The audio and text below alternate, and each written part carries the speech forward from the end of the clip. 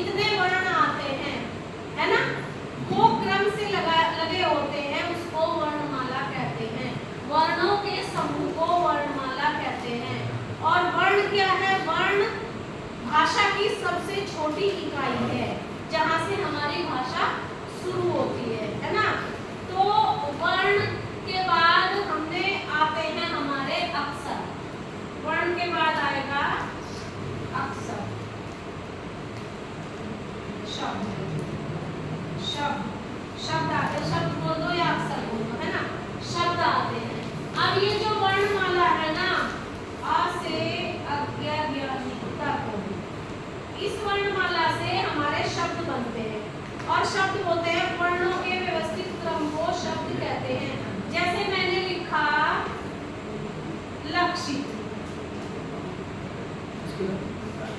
अब ये इसमें ल है, ल पे श की छोटी की मात्रा और तब ये बना लक्षित। अगर मैं लिखूं ल त श छोटी ई, तो कोई शब्द बना?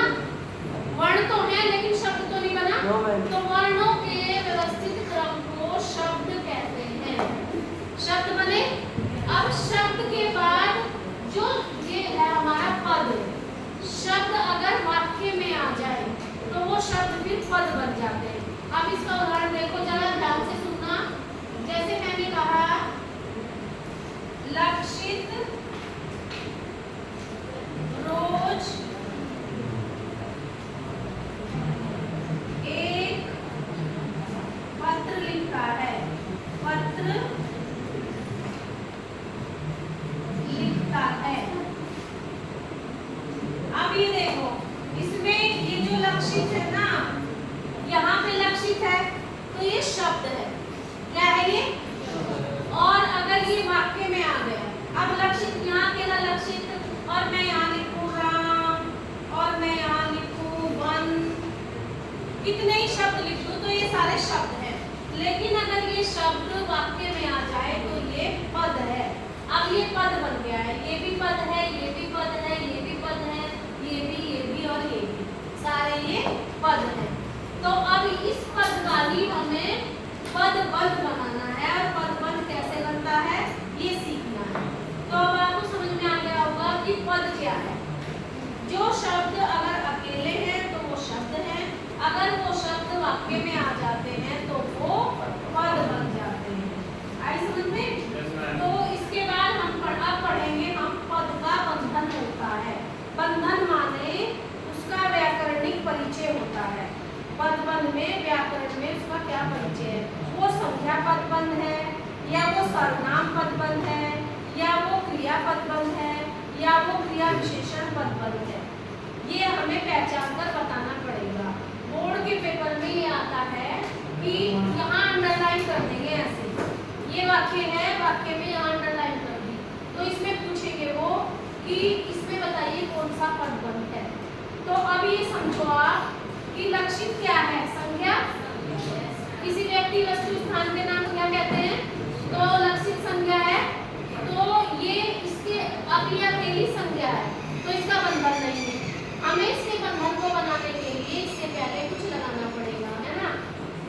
तो हम क्या लगाएंगे? कक्षा 10वीं का लक्षित। अब इसमें सारे पे अंडरलाइन आएगी, इस तरह से अंडरलाइन आएगी, पेपर में ऐसे आएगा। तो आपको इसमें कैसे पता चलेगा कि ये संज्ञा पदबंध है? जो अंडरलाइन लास्ट में जिस शब्द पे रुकेगी, जिस पद पे रुकेगी, वो देखना है वो क्या है। तो ये लक्षित संज्ञा है ना, इसका बंधन ये है, कक्षा 10वीं का लक्षित। हम ऐसे भी तो जानते हैं लक्षित, लेकिन उसको बंधन में बांधना पड़ेगा, पद का बंधन। तो बंधन क्या है कि कक्षा 10वीं का लक्षित। अब कक्षा भी संज्ञा है ना, लेकिन हमें देखना है कि जहाँ पर अंडरलाइन होती है, बोर्ड के पेपर में ऐसे अंडरलाइन आएगी, और जिस शब्द पे, जिस पद पे रुकेगी लास्ट में, उसको देखना है वो क्या है, तो वो वही पदबंध है। तो ये लक्षित संज्ञा है, तो हम इसको लिखेंगे यहाँ पर संज्ञा पदबंध। क्या लिखेंगे? संज्ञा पदबंध। अगर अंडरलाइन इस पे आ जाती ये क्या है? क्रिया। तो फिर इसका बंधन होगा और बंधन के बाद ये क्रियापद बंद हो जाएगा। तो आज हम सिर्फ इसमें यही बताएंगे इस वीडियो में कि संज्ञा पदबंध क्या होता है।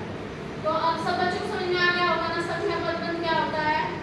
तो ये जो ग्रामर है आप कितना भी पढ़ लो, टीचर कितना ही यहाँ पर समझा दे, लेकिन जब तक आप खुद प्रैक्टिस नहीं करोगे, अब मैंने संज्ञा पदबंध समझाया है तो बुक में से जाकर तुम्हें 10